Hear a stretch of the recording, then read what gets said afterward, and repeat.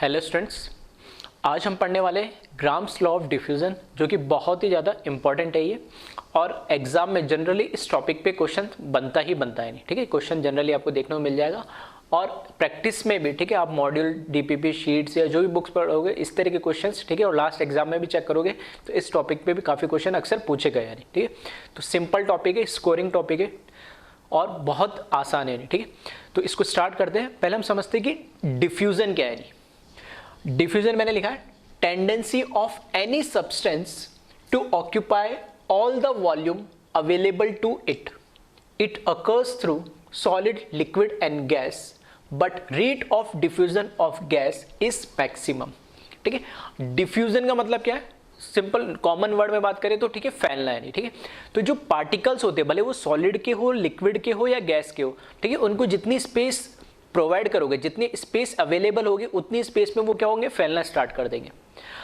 ठीक है, for example अगर मेरे पास मार्बल्स है, ठीक है, कंचे हैं, उसको अगर मैंने ऐसे छोड़ दिया, नहीं, ठीक है, अगर मैंने जो फर्श पे छोड़ दिया तो वो क्या करेंगे? जहां जहां उसको जाने की स्पेस मिलेगी, ठीक है, वो उतना ऑक्यूपाई करने की कोशिश करेंगे।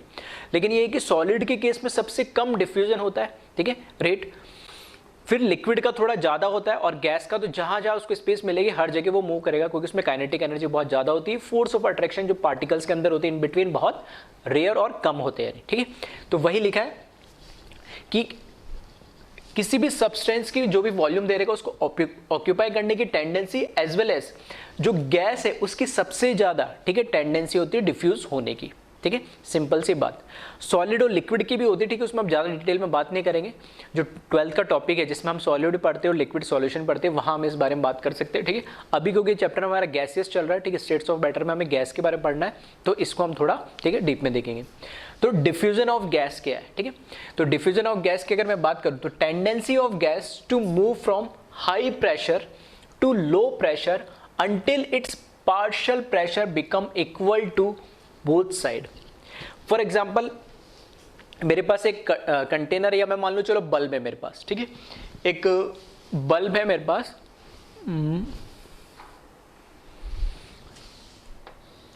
ठीक है, हमने कनेक्टिंग बल्ब वाली प्रॉब्लम्स करी थी। तो ऐसा है, मैं एक, ठीक है, और इसके बीच में मैंने यहां पर स्टॉप कॉक लगा दिया। नहीं, ठीक है, इसमें कोई गैस है नहीं।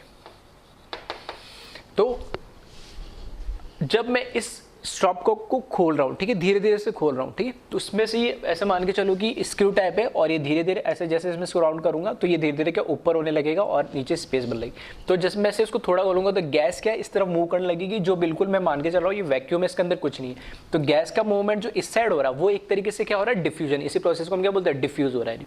तो ये डिफ्यूजन कब तक होगा? ये डिफ्यूजन तब तक चलता रहेगा जब तक इस बल्ब का, ये, ठीक है, अगर मैं इसको बोलता हूँ ये ए बल्ब है, ठीक है, और ये बी बल्ब है, तो ए बल्ब से गैस तब तक डिफ्यूज होगी, तब तक डिफ्यूज होती रहेगी जब तक दोनों बल्ब के अंदर प्रेशर क्या नहीं हो जाए? सेम हो जाए। नहीं, ठीक है, तो डिफ्यूजन क्या तब तक चलता रहेगा जब तक दोनों, ठीक है, दोनों साइड यानी बोथ साइड, जहां से गैस डिफ्यूज हो रही है और जहां डिफ्यूज होकर जा रही है, ठीक है, एक साइड से डिफ्यूज होकर दूसरी साइड जो जा रही है, तो दोनों साइड का जो प्रेशर है, ठीक है, वो सेम ना हो जाए तब तक डिफ्यूजन चलता रहेगा। तो भाई लिखा है tendency of a gas to move from high pressure to low pressure. ठीक है, वो हमें पता ही है कि हमेशा हाई से लो प्रेशर जाती है until its partial pressure become equal to both side. ठीक है, पार्शियल प्रेशर क्यों बोला? क्योंकि अगर इसमें दो या दो से ज्यादा गैस भी है, ठीक है, तो एक पर्टिकुलर गैस, ठीक है, उस साइड मूव करेगी जहां उसका प्रेशर ज्यादा है और दूसरी साइड क्या है? कम। यानी आ रही बात समझ में? तो इस तरीके से अब एक टर्म डिफ्यूजन होता है और एक टर्म होता है इफ्यूजन। डी और ई स्पेलिंग में देखोगे तो सिर्फ इतना सा ही डिफरेंस है। इसका क्या मतलब है? इफ्यूजन का मतलब है movement of gas from high pressure to low pressure from a pinhole area that is very small area is known as diffusion। देखो डिफ्यूजन का भी मतलब वही है, इफ्यूजन का मतलब भी वही है। ठीक है, हाई प्रेशर से लो प्रेशर की तरफ मूव करना। अगर थोड़ा लार्ज एरिया से अगर गैस पास हो रही है, ठीक है, एक बल्ब से दूसरे बल्ब या एक कंटेनर से दूसरे कंटेनर में जा रही है, ठीक है, तो वो कहलाता है डिफ्यूजन। और अगर बहुत ही स्मॉल, ठीक है, पिन होल, ठीक है, क्या लिखा? पिन होल एरिया मतलब हम निडल के साइज का या उससे भी छोटा साइज का अगर हमारे पास कोई होल है और उससे गैस पास हो रही है, ठीक है, बहुत ही स्मॉल एरिया से अगर वो पास हो रही है, तो वो प्रोसेस को हम बस नाम बदल के क्या बोल देते? इफ्यूजन बोल देते। आ रही बात समझ, दोनों एक्चुअल में प्रोसेस सेम है, हाई से लो प्रेशर की तरफ मूव कर रहे हैं, लेकिन अगर नॉर्मल साइड से, ठीक है, नॉर्मल अगर कनेक्टिंग बल्ब से या नॉर्मल होल एरिया से अगर वो गैस पास हो रही है, ठीक है, तो उसको हम डिफ्यूजन बोलेंगे। और अगर वही वो जो पैसेज है उस पैसेज की साइज बहुत कम, बहुत छोटी हो जाए, और कितनी छोटी, निडल पिन जो होती है, पिन साइज का जो होल हो, ठीक है, उतना छोटे होल से अगर हमारी गैस के पार्टिकल्स पास करें तो हम उसको क्या बोल देंगे, इफ्यूजन बोल देंगे। तो ये बेसिक सी डिफरेंस है, ठीक है, स्कूल एग्जाम्स में तुम्हारे काम आ सकती है। एज सच बस इसका फिजिकल मीनिंग समझ में आना चाहिए। डिफ्यूजन का मतलब, ठीक है, हाई प्रेशर से लो प्रेशर की तरफ जाना। इफ्यूजन का मतलब वही है, बस उसमें जो पैसेज होता है गैस का, ठीक है, वो क्या हो जाता है, बहुत स्मॉल हो जाता है, ठीक है, तो उसको हम इफ्यूजन बोल देते हैं। तो एक बार इसको कॉपी कर ले, फिर हम बढ़ते आगे ग्राम्स लॉ ऑफ डिफ्यूजन की तरफ।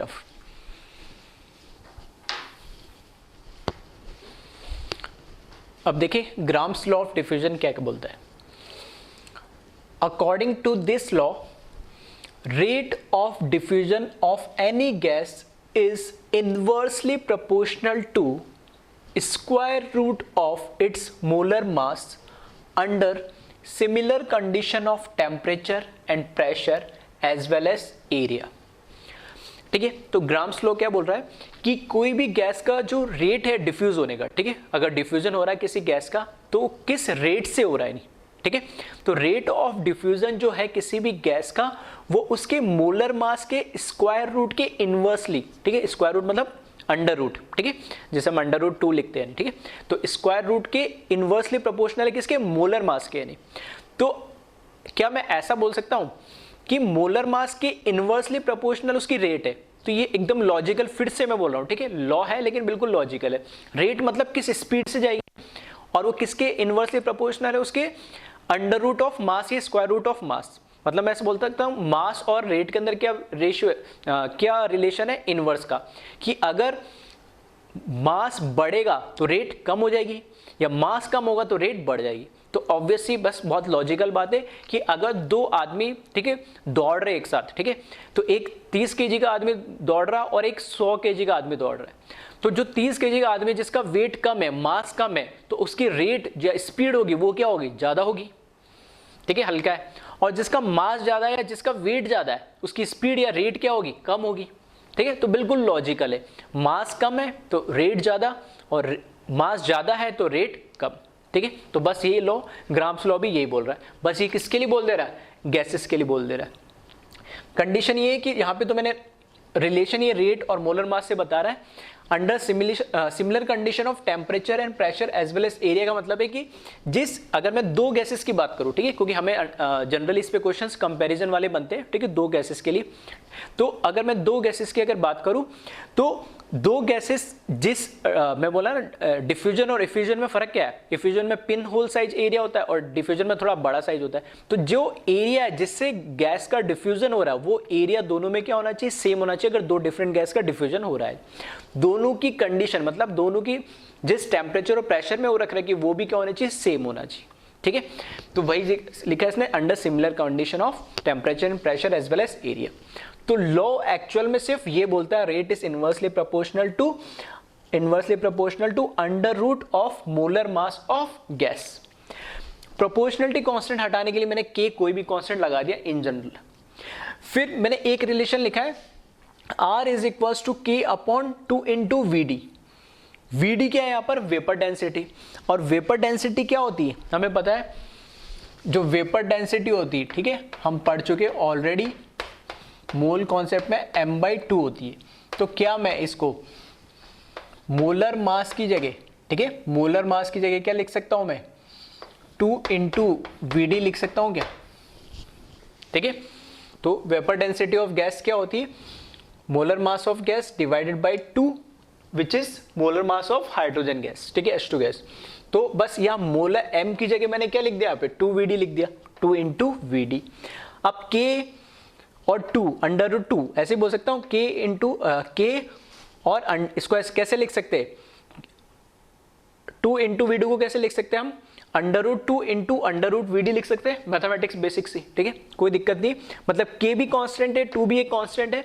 तो फिर से सारे कांस्टेंट को अगर हटा दूं तो यहां पे देखना, r को मैं ऐसे बोल सकता हूं, ये inversely proportional to vapour density, ultimately बस ये मेरे को रिलेशन बताना था, ठीक है।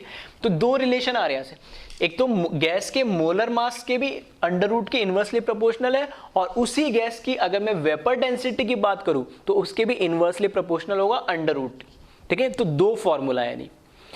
अब यहां से, ठीक है, ये फॉर्मूला पूछ सकता है कभी, तो उसके लिए मैंने बता दिया। उसके बाद, ठीक है, आर क्या वो मैंने लिख दिया, rate of diffusion of gas, M है मोलर मास ऑफ गैस, और वीडी है वेपर डेंसिटी ऑफ गैस। अब ये दो ही सिंगल बात गैस की बात। तो अभी मैं जैसे बोला था क्वेश्चंस जो बनते हैं वो दो गैसेस पे बनते हैं। तो अगर दो गैस हो तो अगर मैंने जैसे यहाँ पे लिखा R1 तो यहाँ पे क्या आ जाएगा M1, यहाँ लिखता मैं R2 तो यहाँ क्या आ जाता M2, ठीक है। तो चाहो तो इसको, ठीक है, मेरे पास थोड़ी सी बस,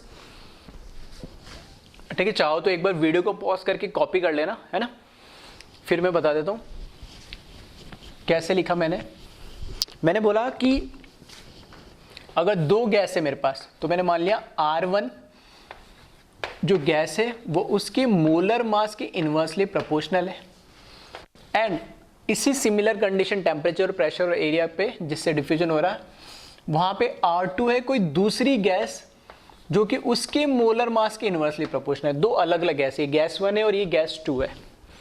तो मैंने क्या करा, फिर R1 को, ठीक है, डिवाइड कर दिया R2 से, ठीक है, R1 को R2 से डिवाइड करेंगे तो देखना प्रोपोर्शनलिटी कांस्टेंट आएगी। चाहो तो यहाँ पे क्या लगा लो, कांस्टेंट लगा लो, ठीक है, कोई फर्क नहीं पड़ता है। तो इसको मैं क्या लिख सकता हूँ, under root M2 upon M1 लिख सकता हूँ क्या, ठीक है। प्रोपोर्शनलिटी है, चाहो तो कोई कांस्टेंट लगा लो, कोई फर्क नहीं पड़ता है। हमें तो इनवर्स रिलेशन वो निकालना, तो R1, इसको R1 को मैंने डिवाइड करा R2 से तो R1 अपॉन R2 हो जाएगा, लेकिन M1 का मोलर मास नीचे आएगा तो M2 का मोलर मास का ऊपर चला जाएगा। तो वही मैंने लिखा है R1 upon R2 equals to under root M2 upon M2 upon M1 is equals to for two gases, ठीक है। ये रिलेशन किसके लिए, दो गैसेस के लिए, ये सिंगल गैस के लिए। आ रही बात समझ में। तो सिंपल सा लॉ है कि जो गैस जितनी भारी होगी उसके डिफ्यूज होने की स्पीड उतनी ही क्या होगी, कम होगी। और डायरेक्टली उसने बताया, ठीक है, ये आपको याद रखना, ठीक है, कि ग्राम्स लॉ बोलता है कि rate of diffusion is inversely proportional to square root of its molar mass, ठीक है, एज सिंपल एज दैट, ठीक है। तो एक बार इसको कॉपी कर ले, फिर इस पे कुछ हम न्यूमेरिकल्स देखते हैं,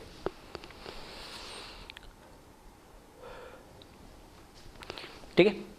एक चीज याद रखना, मैंने यहाँ पे लिखा case 1 if pressure is constant, ठीक है। जनरली जो क्वेश्चंस बनते, ठीक है, वो इसी पे बनते कि हमने जैसे ऑलरेडी बोल दिया कि प्रेशर इस केस में क्या होना चाहिए, सेम होना चाहिए। एक दूसरे टाइप के ऐसे क्वेश्चन, ठीक है, कंपटीशन एग्जाम में जनरली, ठीक है, इस तरह क्वेश्चंस बन जाते हैं जिसमें प्रेशर भी वेरी होता है, ठीक है। तो वो टाइप भी मैं बताऊंगा, तो कंफ्यूज मत होना, इसलिए मैंने पहले मेंशन कर दिया कि यहाँ पे प्रेशर कांस्टेंट हो और इसके स्टेटमेंट से पता लग रहा है। केस 2 लूंगा जिसमें प्रेशर, ठीक है, चेंज होगा या वेरी होगा या डिफरेंट होगा, ठीक है। तो वो वाले क्वेश्चंस भी हम देख लें। तो एक बार इसको एक बार कॉपी कर ले, फिर न्यूमेरिकल हम करते हैं इसमें।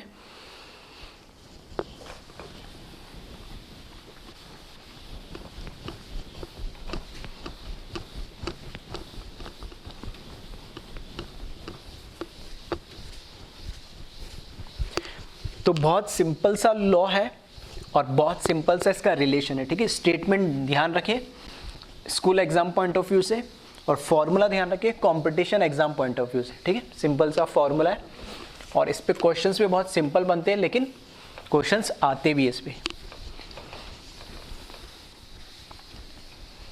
ठीक है। जनरली रेशियोज वाले जो क्वेश्चंस होते हैं वो इसमें ज़्यादा पूछे जाते हैं।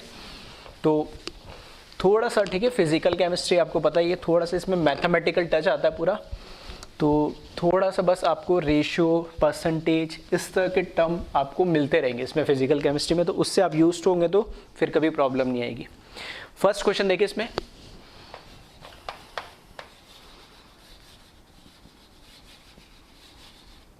Calculate ratio of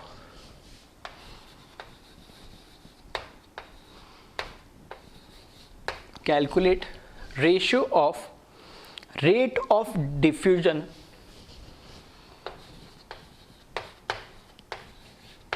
calculate ratio of rate of diffusion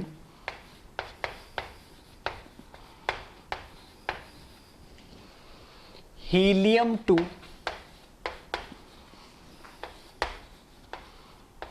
CH4 gas. ठीक है, calculate ratio of rate of diffusion of helium to CH4 that is methane gas. तो वीडियो पॉज करके सॉल्व कर ले एक बार इसको। ठीक है, बहुत सिंपल सा क्वेश्चन है। देखिए इसमें पहली गैस दे दी मुझे, जो गैस वन है वो है हीलियम।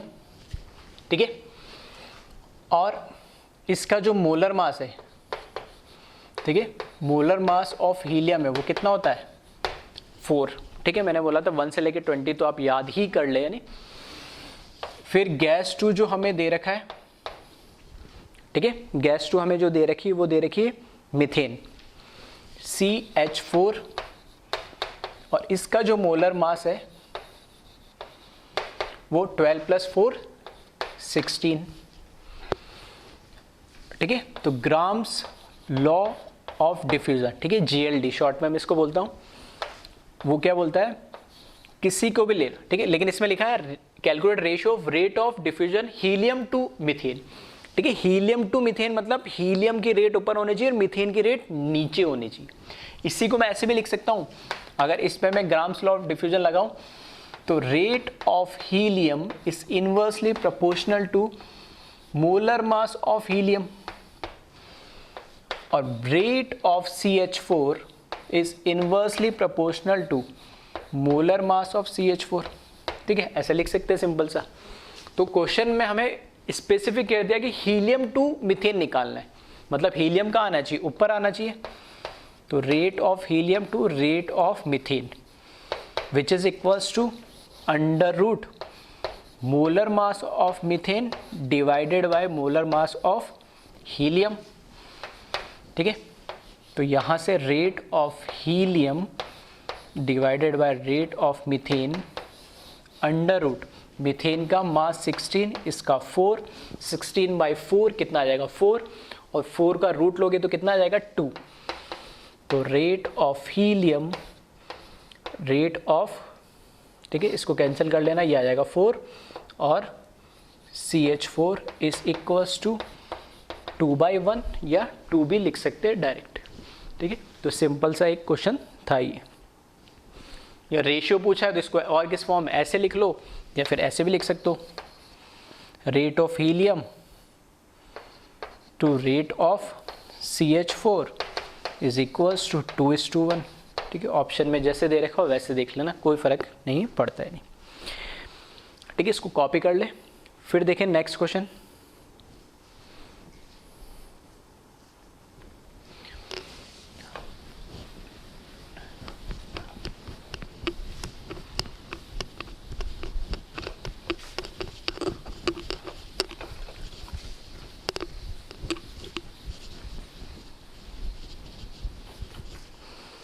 ठीक है, नेक्स्ट क्वेश्चन है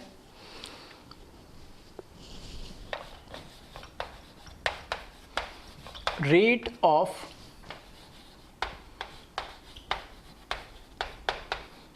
diffusion, rate of diffusion of N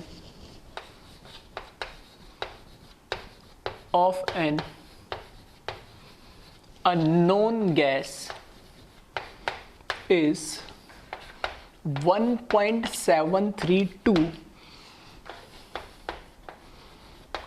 times of, ठीक है, rate of diffusion of an unknown gas is 1.732 times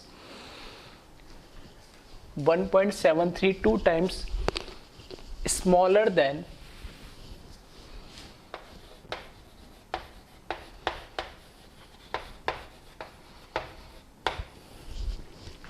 smaller than oxygen gas।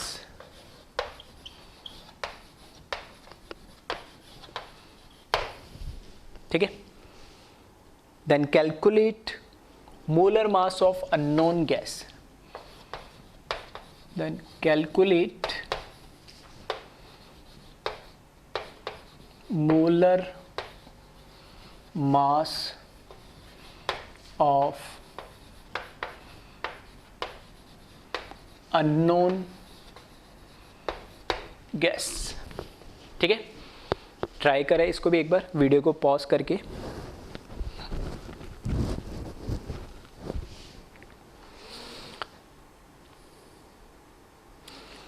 ठीक है, देखिए अब इसमें जिन बच्चों से सॉल्व नहीं हुआ, देखो हमें कोई एक अननोन गैस दे रखी है। अब अननोन गैस है तो ऑब्वियस सी बात है मोलर मास तो मैं उसका पता नहीं कर सकता हूँ, तो वही मेरे से पूछा गया मोलर मास बताइए उस अननोन गैस का। दूसरी गैस मुझे बोल दी ऑक्सीजन गैस, ऑक्सीजन गैस मतलब O2, O2 का तो फिर मेरे को मोलर मास पता है 32। ठीक है, अब रेट, एक का मोलर मास पता है, एक का मोलर मास नहीं पता है, और दो ही तो चीज़ है, एक मोलर मास और एक रेट। तो रेट अब यहाँ पर क्या है, डायरेक्ट नहीं दे रखी है, नहीं। ठीक है, डायरेक्ट का मतलब इसने बोला rate of diffusion of unknown gas is 1.732 times smaller then oxygen gas. मतलब अगर जिस स्पीड से ऑक्सीजन गैस मूव कर रही है, डिफ्यूज हो रही है, उससे 1.73 टाइम्स, ठीक है, 1.73 टाइम मतलब अपन बोलते हैं उसका 1/3, 1/5। ठीक है, उसी तरीके से 1/, ठीक है, 1/3 की जगह 1/1.732 टाइम्स। ठीक है, इस तरीके से। ठीक है, तो वो उतनी उससे क्या है, स्मॉलर है। तो इसका मतलब क्या है, जो रेट ऑफ जो अननोन गैस है, मैं इसको आर गैस लिख देता हूं, is equals to 1/1.732 times smaller than rate of O2। यही मतलब हो इसका। ठीक है, तो लॉजिकल चीज है बिल्कुल, कुछ है ना, ऐसा कुछ नहीं है कि कुछ अलग बता दिया है, कुछ अलग हमने सोच लिया नहीं। तो रेट जो रेट है गैस की वो 1/1.73 टाइम्स उससे क्या है, स्मॉलर है। तो R rate of gas equals to 1/1.732 into ROT। बस यही इतनी सी इंफॉर्मेशन आपको पता लग गई तो क्वेश्चन वही सॉल्व हो गया। क्यों? क्योंकि हमें ग्राम्स लॉ ऑफ डिफ्यूजन जो है वो बोलता है R gas is equals to, ठीक है, मैं डायरेक्ट लिख रहा हूँ, R rate of unknown gas upon rate of oxygen gas is equals to molar mass of oxygen gas और divided by molar mass of unknown gas. बस इसको क्या मैं ऐसे लिख सकता हूँ, रेट ऑफ अननोन गैस, इसको मैंने क्रॉस मल्टीप्लाई कर दिया इधर, तो ये आ जाएगा rate of O2 which is equals to 1/1.732। ठीक है, तो बस इस पूरे की जगह मैंने यहां पर क्या लिखा, 1/1.732 is equals to molar mass of oxygen, वो कितना होता है 32, और मास ऑफ गैस जो हमें पता नहीं वो अननोन। बस हो गया सॉल्व। अच्छा, ये 1.732, ठीक है, 1.414 और 1.732, ठीक है, सुने ही होंगे, इतना तो आपको याद हो गया होगा। ये किसका है, √3 की वैल्यू है। ये किसकी वैल्यू है, √3 की। तो मैं ऐसे लिख सकता हूं इसको, 1/√3 इज इक्वल्स टू √32 और molar mass of unknown gas. सही है। बस अब क्या करो, दोनों साइड से, ठीक है, स्क्वायरिंग कर दो या तो दोनों साइड, ठीक है, स्क्वायरिंग बोथ साइड। ठीक है, नहीं समझ में आ रहा हो तो ऐसे लिख लो, दोनों साइड से स्क्वायरिंग कर दोगे, स्क्वायरिंग करोगे तो यहाँ से, क्योंकि रूट का मतलब क्या होता है, किसी की भी पावर 1/2, वही मतलब होता है ना रूट का। तो यहाँ से स्क्वायरिंग करोगे तो ये भी हट जाएगा और ये भी हट जाएगा।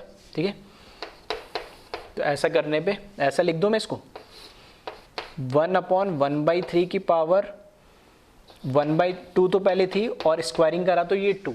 ठीक है, जिनको थोड़ा सा मैथमेटिक्स में दिक्कत आता है बस उनके लिए बता रहा हूँ मैं, बाकी वैसे समझ में आ गया होगा। और 32 bye molar mass of gas, इसकी पावर 1/2 और स्क्वायरिंग करा तो ये, बस।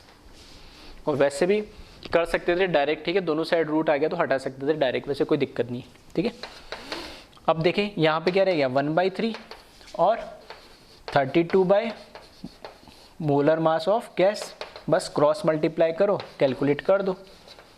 मोलर मास ऑफ गैस को इधर ले गया, 3 को उधर मल्टीप्लाई कर दो।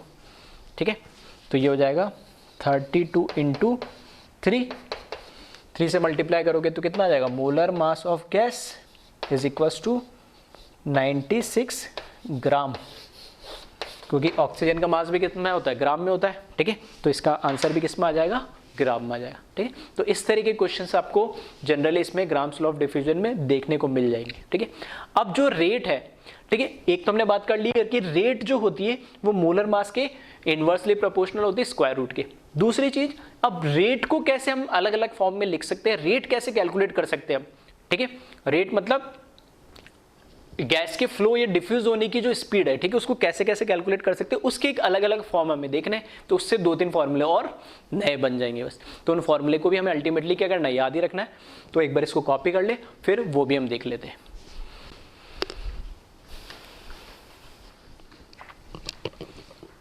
ठीक है, अब रेट ऑफ डिफ्यूजन को डिटरमाइन करना है हमने, और अलग अलग तरीके से हम इसको डिटरमाइन कर सकते हैं। फर्स्ट जो तरीका है रेट डिटरमाइन करने का, ठीक है, वो है वॉल्यूम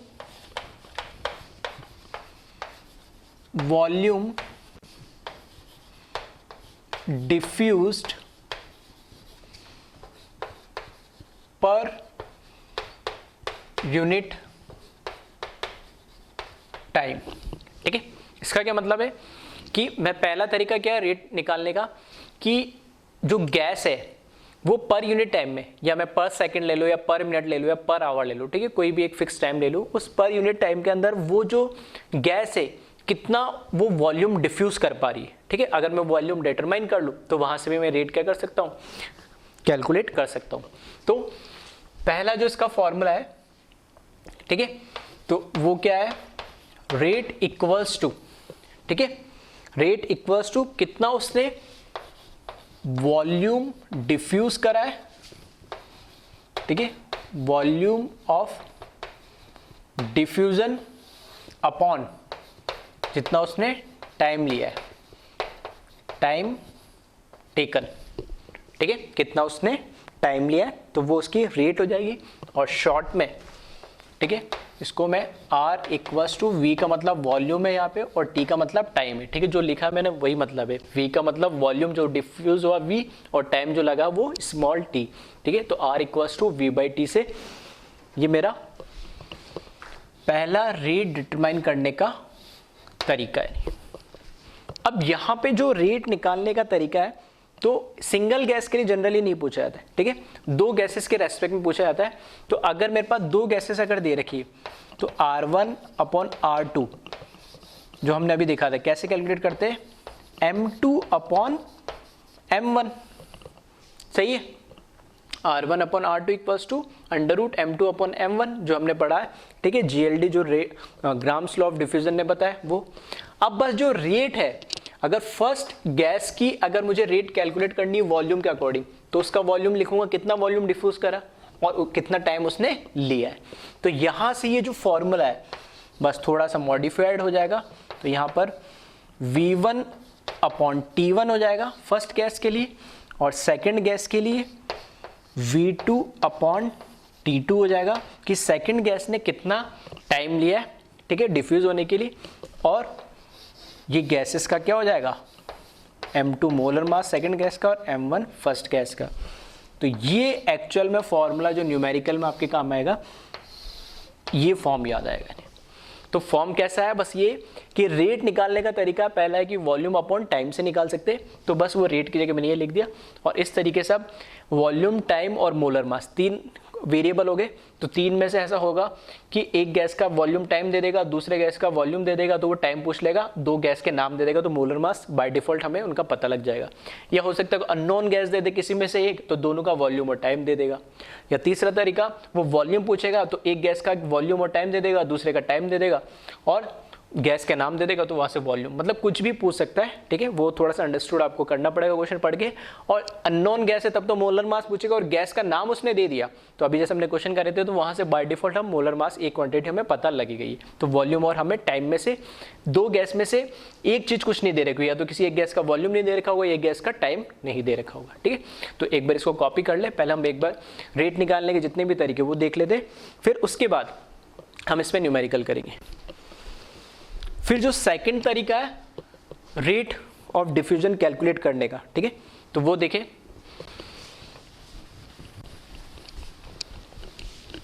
तो पहला, ठीक है, इस तरीके से ध्यान रखना है, पहला जो मेथड है रेट का वो है कितना वॉल्यूम, ठीक है, वॉल्यूम का फॉर्मूला है पहला वाला।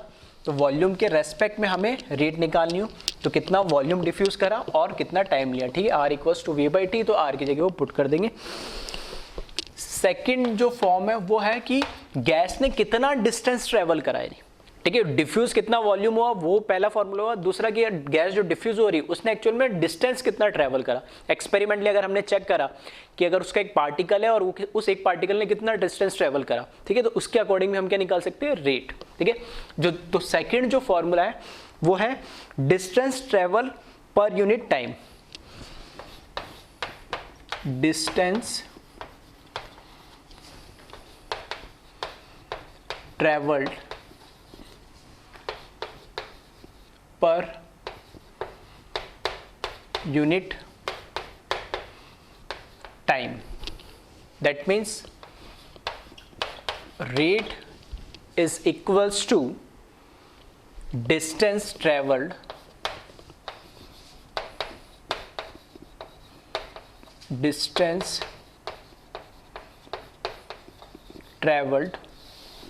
ठीक है, डिस्टेंस ट्रेवल, ठीक है, पूरा लिख ले रहा हूँ, मतलब गैस के पार्टिकल्स की बात हो रही है और नीचे वही टाइम,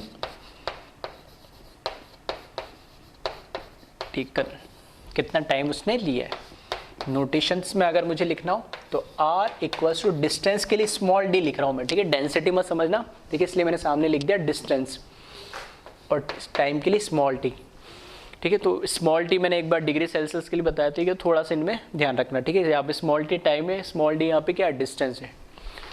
फिर वही दो गैसेस के लिए अगर हमें दे दिया है R1/R2 is equals to √m2/m1, that means rate जो दे रखी है d1/t1, सेकेंड गैस के लिए कितना डिस्टेंस ट्रेवल करेगी कितने टाइम में, इज इक्वल्स टू √m2/m1। तो ये आपका है सेकेंड फॉर्मूला कि अगर डिस्टेंस के रेस्पेक्ट में अगर हमें क्या निकालनी हो, रेट निकालनी हो, तो ये फॉर्मूला यूज करेंगे। वापस से वही चीज, डिस्टेंस, टाइम और मोलर मास, तीन वेरिएबल हो गए, उसमें से कोई भी एक चीज ये पूछ सकता है इस फॉर्मूले के बेसिस पे। यानी फिर आ जाए थर्ड फॉर्मूले पे, ठीक है, इसको कॉपी कर ले एक बार। थर्ड जो फॉर्मूला है, थर्ड फॉर्मूला है कि उसी यूनिट, ठीक है, देखना यहाँ पे रेट का मतलब ये होता है, रेट मतलब हम कितने टाइम में क्या चीज हो रही है। तो पहले बात हमने करी कि एक यूनिट टाइम में कितना वॉल्यूम डिफ्यूज हो जाए, सेकंड हमने बात करी कि उसी यूनिट टाइम के अंदर कितना डिस्टेंस ट्रेवल कर ले गैस के पार्टिकल, और तीसरी बात भी उसी यूनिट टाइम में कितने नंबर ऑफ मोल्स डिफ्यूज हो जाए, ठीक है। तो तीसरा जो फॉर्मूला है वो है, ठीक है, किसके, नंबर ऑफ मोल्स के रेस्पेक्ट में, मोल्स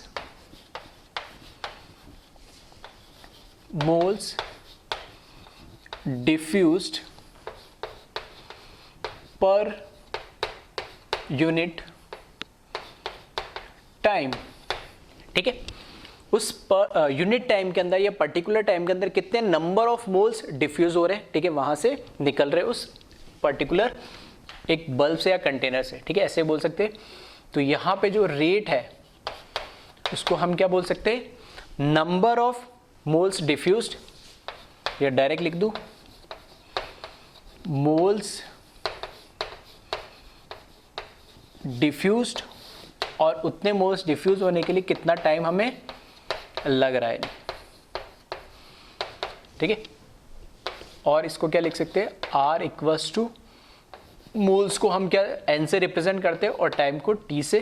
तो पहला ये फॉर्मूला मेन है इसमें कि रेट को हम n/t मोल बाई t से भी रिप्लेस कर सकते हैं, और वही, ठीक है, न्यूमेरिकल के अंदर क्योंकि दो गैसेस के लिए जनरली पूछा जाता है, तो R1/R2 is equals to √m2/m1,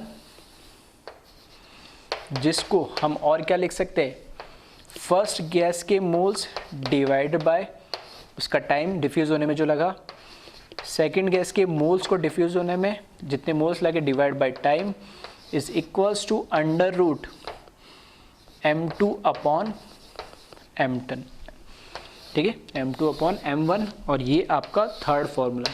तीनों फॉर्मूले बहुत ही ज़्यादा इंपॉर्टेंट है, ठीक है। 4 फॉर्मूले टोटल हो गए।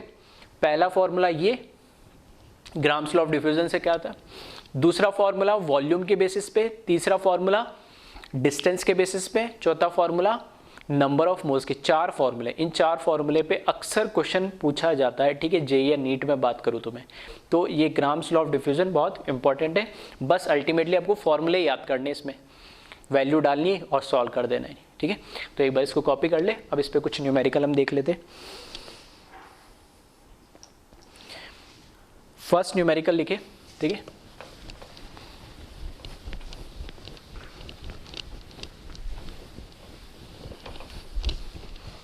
तो बहुत इजी टॉपिक है और स्कोरिंग है, ठीक है, कैलकुलेशन भी कुछ ज़्यादा नहीं होती है, बस आपको फॉर्मूले अगर याद है, ठीक है, फॉर्मूले याद है तो आप इजीली, ठीक है, बहुत ही इजीली आप इसके क्वेश्चन सॉल्व कर पाओगे और सही होने के चांसेस बहुत ज़्यादा इसमें हो जाते हैं, क्योंकि कोई कैलकुलेशन ज़्यादा होती नहीं है, फॉर्मूला याद है, वैल्यू पुट करो और सॉल्व कर दो, ठीक है, बहुत ज़्यादा दिमाग लगाना भी नहीं होता है। तो फर्स्ट क्वेश्चन लिखे, if 20 gram of helium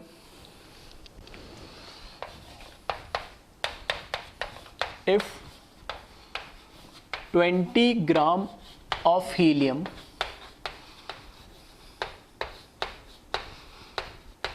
diffuses through a hole, if 20 gram of helium diffuses through a hole in 10 seconds, in 10 second, then calculate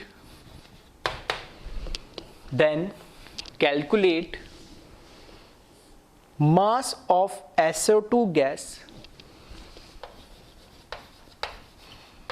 mass of sulfur dioxide gas diffused through the same hole in 15 seconds. Then calculate mass of SO2 gas diffused through same hole in 15 second, ठीक है। तो video pause करके solve कर ले, ठीक है, बहुत simple सा क्वेश्चन है, अभी मैंने बता दिया। अब बस तुम्हें जो 3 फॉर्मूला भी मैंने बताया, एक वॉल्यूम का, एक डिस्टेंस का और एक मोल का, तो तुम्हें बस क्वेश्चन पढ़ के इतना सा दिमाग लगाना है कि कौन सा फॉर्मूला मैं यूज़ करूँ या नहीं। तो क्वेश्चन पढ़ने से मुझे समझ में आ रहा है 20 ग्राम ऑफ हीलियम, पहली गैस दे दी तो उसका मोलर मास मुझे पता लग गया 4, ठीक है, diffuses through a hole in 10 second, ठीक है, टाइम मुझे दे दिया है, ठीक है। Then calculate mass of SO2 gas diffuses through the same hole in 15 second. तो टाइम तो सभी में आ रहा है, V/T में भी, वॉल्यूम वाले में भी टाइम आ रहा है, डिस्टेंस वाले में भी टाइम आ रहा है और मोल्स वाले में भी टाइम आ रहा है। तो टाइम तो आएगा ही, क्योंकि रेट निकालना है तो टाइम के एस्पेक्ट में निकलेगा वो। अब वॉल्यूम है, दिख रहा है कहीं पे? नहीं। डिस्टेंस ट्रेवल करा है? नहीं। मोल्स दिख रहा है? नहीं। तो मोल कभी भी सीधे फॉर्म में नहीं दिखेगा, ठीक है, वेट के फॉर्म में दिखेगा। तो इसने हीलियम का तो वेट दे दिया, मोलर मास मुझे पता है, तो उससे मैं मोल्स निकाल सकता हूं उसके। आ रही बात समझ में? दूसरी चीज, दूसरे गैस का मुझे SO2 गैस का भी उसने क्या पूछा है? मास ही पूछा है। तो मास मैं तब निकाल पाऊंगा अगर मुझे उसके मोल पता लग जाए। आ रही मेरी बात समझ में? तो इस तरीके से बस इतना सा आपको सोचना है। तो चाहो तो एक बार वीडियो को पॉज कर लो और इसको सॉल्व आप कर सकते हो इजीली, ठीक है। ठीक है, तो एक बार खुद से इसको वीडियो को पॉज करके और सॉल्व करने की कोशिश करें। अब देखें इधर, फर्स्ट गैस है हमारे पास, ठीक है, गैस 1 हमारे पास क्या है? हीलियम है। तो हीलियम के बारे में हमें इसका क्या दे रखा है? वेट ऑफ हीलियम दे दिया कितना 20 gram and molar mass of helium वो भी हमें पता है कितना होता है 4 ग्राम। तो क्या हम यहां से मोल्स ऑफ हीलियम कैलकुलेट कर सकते हैं? तो कितना हो जाएगा 20/4 इज इक्वल्स टू 5। ठीक है, गैस 2 जो हमें दे रखी है that is SO2 sulphur dioxide, इसका वेट ऑफ SO2 हमें कैलकुलेट करना है। फिर इसका molar mass of SO2 sulphur का 32 और O2 का भी 32, तो कितना हो जाएगा 64 ग्राम। तो इसका जो मोल्स होंगे इसके, ठीक है, इसके जो मोल्स होंगे SO2 के वो W of SO2 divided by 64 हो जाएंगे। ठीक है, अब ग्राम्स लॉ ऑफ डिफ्यूजन के according R HE divide by R SO2 is equals to molar mass of SO2 divide by molar mass of helium. R rate की जगह मैं कौन सा फॉर्मूला यूज करूंगा? मोल वाला। तो हीलियम डिवाइड बाय टाइम जो इसको लगा है, ठीक है, तो THE ही लिख देता हूं कि हीलियम को कितना टाइम लगा है। फिर moles of SO2 divide bye SO2, molar mass of SO2 64 होता है और हीलियम का मास कितना होता है 4 होता है। तो यहां से अब बस वैल्यू को पुट कर दो और सिंपली सॉल्व कर दो। मोल मैंने कैलकुलेट कर लिए कितने 5, तो यहां लिखा मैंने 5 डिवाइड बाय इसको टाइम लगा कितना 10 सेकेंड, तो यहां लिख दिया मैंने 10। SO2 के मोल्स W/64 होता है, ठीक है, और इसको मैं, ठीक है, थोड़ा लिखने में आसान हो इसलिए मैंने इसको WSO2 को सिर्फ सिंपल W लिख दिया। तो देखना मैंने इसको क्या लिखा है W/64, ये तो हुई न्यूमरेटर वाली N की वैल्यू मोल की, divide by time, divide by time कितना लगा इसको 15 सेकेंड। और देखना 4 को जब मैं डिवाइड करूंगा तो 4 कितना हो जाएगा 4 1 जा 4 और 4 6 जा, ठीक है, 4 1 जा कितना जाएगा 4 और 4 6 जा कितना हो जाएगा 24, मतलब कितनी वैल्यू आ जाएगी इसकी 16। और अंडर रूट ऑफ 16 को क्या लिख सकता हूं मैं 4, ठीक है, तो मैं यहाँ पे डायरेक्ट लिख दे रहा हूँ 4। ठीक है, थोड़ी वैसे भी थोड़ा सा कॉम्प्लिकेशन दिख रहा है इसलिए मैंने इसको पूरा हटा के डायरेक्ट 4 लिख दिया। 64 को 4 से डिवाइड करके, ठीक है, 16 आएगा और 16 को हम क्या लिख सकते हैं सिंपली 4 लिख सकते हैं। बस अब यहाँ पे एक अननोन है, इसको कैलकुलेट कर ले, तो इसको सिंप्लीफाई कैसे करेंगे 5/10 जो न्यूमरेटर है मैं उसको मैंने एज इट इज लिखा इस 5/10 को, ठीक है, और क्या लिख सकते हैं इसको 1/2 भी लिख सकते हैं। चलो इसको अभी ऐसे रहने देते हैं, मल्टीप्लाई बाय जो न्यूमरेटर है वो कहाँ आ जाएगा डिनोमिनेटर में, तो ये आ जाएगा 15/W/64 इज इक्वल्स टू 4, ठीक है। और फिर इसको और सिंप्लीफाई कर लो, ठीक है, इसको और सिंप्लीफाई करेंगे तो क्या आ जाएगा 5/10 इंटू 15/1 इंटू, ठीक है, 64/W इज इक्वल्स टू 4। बस अब W को क्या कर लो उस साइड ले जाओ और सिंपली कैलकुलेट कर लो इसको। तो एक स्टेप और लिख देता हूँ, चलो यहाँ से कर लो अब कैलकुलेट, ठीक है। इससे करोगे तो ये 2 टाइम्स, ये 3 टाइम्स कैलकुलेट हो जाएगा। और 4 से करेंगे तो 4 वापस से यहाँ पे क्या आ जाएगा 16 आ जाएगा, ठीक है, और 5 3 जा 15 और यहाँ से 2 से ये भी कैंसिल हो जाएगा और ये कितना आ जाएगा 8 आ जाएगा। तो 5 3 जा, ठीक है, या 8 5 जा 40 और 120, ठीक है, तो यहाँ से कैलकुलेट हो जाएगा 120 ग्राम। आ रहा बात समझ में? तो सिंपली कुछ नहीं करा, बस मैंने ये देखा कि फॉर्मूला कौन सा है इसमें तो कहाँ से मुझे पता लगा, डायरेक्ट नहीं पता लग रहा, मुझे वेट कैलकुलेट करना है, तो वेट तो डायरेक्ट वाला कोई फॉर्मूला नहीं, लेकिन हाँ मोल पता लग जाए तो वहाँ से मैं वेट कैलकुलेट कर लूँ। दूसरी चीज़ यहाँ से, तो अगर तुम्हें इसमें रखने में ऐसे, ठीक है, कुछ बच्चों को हो प्रॉब्लम हो, तो ये NSO2 की वैल्यू निकाल लो। कैसे, यहाँ पर ये वैल्यू मत रखो W, यहाँ पर NSO2 रहने दो, और इसको जब कैलकुलेट कर लो तब फिर यहाँ पे W/64 लिख के और उसको फिर कैलकुलेट करना। थोड़ा तुम्हें अगर लगता है कैलकुलेशन वहाँ से आसान हो और यहाँ से मुश्किल हो रही हो तो ठीक है, वो अपना अपना तरीका है कैसे आप कैलकुलेशन फास्ट और ईजी करना चाहते हो। तो इस तरीके से क्वेश्चन इसमें पूछे जाते हैं, बहुत ही सिंपल तरीके। क्वेश्चन पढ़ो, वैल्यू आइडेंटिफाई करो, फॉर्मूला पुट करो और उसमें वैल्यू रख के सॉल्व कर लो, ठीक है। इसको एक बार कॉपी कर लो। एक क्वेश्चन और देखते हैं इसमें हम।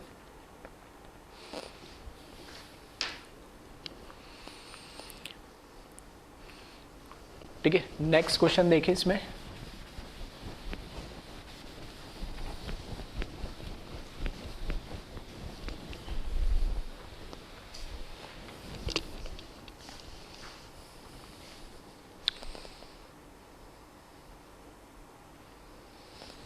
If 50 ml of H2 gas diffuses through a hole in 20 seconds, ठीक है, if 50 ml of H2 gas diffuses through a hole in 20 seconds, then calculate volume of O2 gas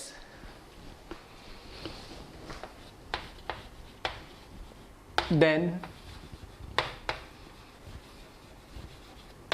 calculate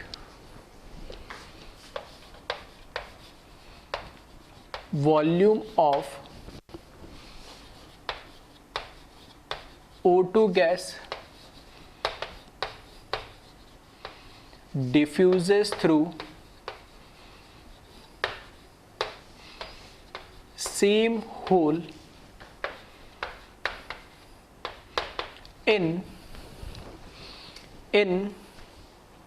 30 seconds, in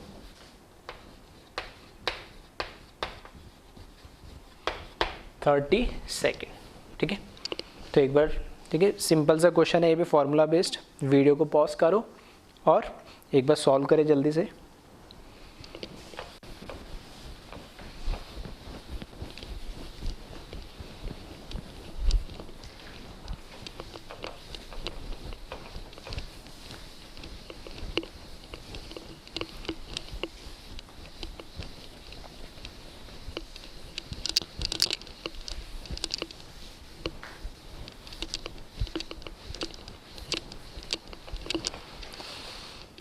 ठीक है, तो वापस से question को पढ़ोगे तो इस बार देख रहे हो 50 ml ऑफ H2 गैस दे रखा है, diffuse through a hole in 20 second. Time तो दे रखा होगा 20 सेकंड के अंदर 50 ml डिफ्यूज हो रहा है। हाइड्रोजन गैस मतलब उसका मोलर मास 2 मुझे पता लग गया।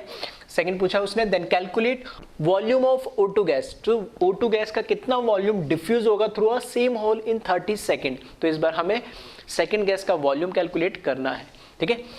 तो वापस से गैस 1 जो है हमें H2 दे रखी है, दैट मीन्स इसका मोलर मास तो मुझे पता लग गया कितना 2, और इसका जो वॉल्यूम मुझे दे रखा है, ठीक है, वॉल्यूम ऑफ H2 जो दे रखा है वो कितना दे रखा है 50 ml, एंड इसका जो टाइम दे रखा है वो कितना दे रखा है 20 सेकेंड।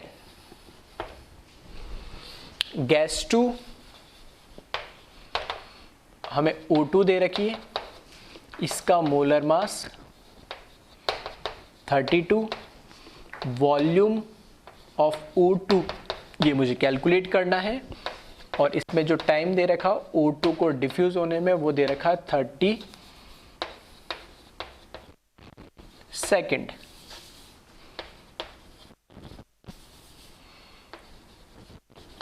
ठीक है, तो बस फॉर्मूला रख दो अब, rate of H2 upon rate of O2 molar mass of O2, molar mass of H2, और रेट की जगह क्या लिख देंगे, वॉल्यूम वाला फॉर्मूला लगा देंगे। तो volume of H2 time taken by H2 gas, volume of O2 gas time taken by O2 gas is equals to molar mass of O2 gas 32, इसका मोलर मास 4। ठीक है, तो यहाँ वैल्यू रख दिया। वॉल्यूम ऑफ H2 मुझे कितना दे दिया 50, टाइम कितना दे दिया 20, वॉल्यूम इसका कैलकुलेट करना है O2 का, इसका टाइम दे दिया 30, और 4 अंडर रूट कितना आ जाएगा 8 आ जाएगा ये। ठीक है, चाहो तो ये 0 से 0 कैंसिल कर सकते हो, 5 बाई कितना आ जाएगा 2 आ जाएगा। ठीक है, अच्छा यहाँ मैंने गलत, ठीक है, मोलर मास वहाँ तो ठीक लिखा ना, हाँ यहाँ मोलर मास कितना 2 आएगा ना, तो यहाँ पे 16 आ जाएगा, तो 16 का मतलब कितना हो जाएगा 4। ठीक है, तो ये थोड़ा सा छोटी मोटी कैलकुलेशन कुछ होती है ऊपर नीचे, तो एक बार आप क्रॉस वेरीफाई कर लेना। तो 50/20, ठीक है, कैंसिल नहीं करा मैंने, उसको एज इट इज़ रहने दिया, और यहाँ पे क्या आ जाएगा 30 by volume of O2 is equals to 4। ठीक है, क्रॉस मल्टीप्लाई कर लो, VO2 इज इक्वल्स टू, ठीक है, 50/20 और 30/4। ठीक है, अब कैंसिल कर लो, तो नीचे 8 आ जाएगा और नीचे 150। ठीक है, तो 150/8 मतलब 75। ठीक है, तो इसको कैलकुलेट कर लेना जितना भी आ रहा है ना। तो इसका जो वॉल्यूम ऑफ O2 होगा 150/8 लिख रहा हूँ मैं ना, 75/4 लिख लो। ठीक है, 75/4 या 32.5/2 या उसका भी और आधा कर लो। ठीक है, तो 32 का आधा कितना हो जाएगा, ठीक है, तो 32 का कितना 16 आएगा, 16 ठीक है 125, ठीक है 16.125 आ जाएगा। ठीक है, तो इसको एक बार कैलकुलेट कर लेना, कोई दिक्कत नहीं।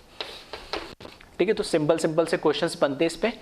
तो बस आपको अल्टीमेटली करना क्या है जीएलडी के अंदर, ठीक है, जीएलडी के अंदर ग्राम्स लॉ ऑफ डिफ्यूजन में आपको क्या करना है, फॉर्मूले अल्टीमेटली टोटल 4 फॉर्मूले हमने पढ़े, उन चारों फॉर्मूले को याद रखना और इंप्लीमेंट कैसे करना है वो मैंने न्यूमेरिकल की हेल्प से आपको बता दिए। ठीक है, एक बार इसको कॉपी कर लें।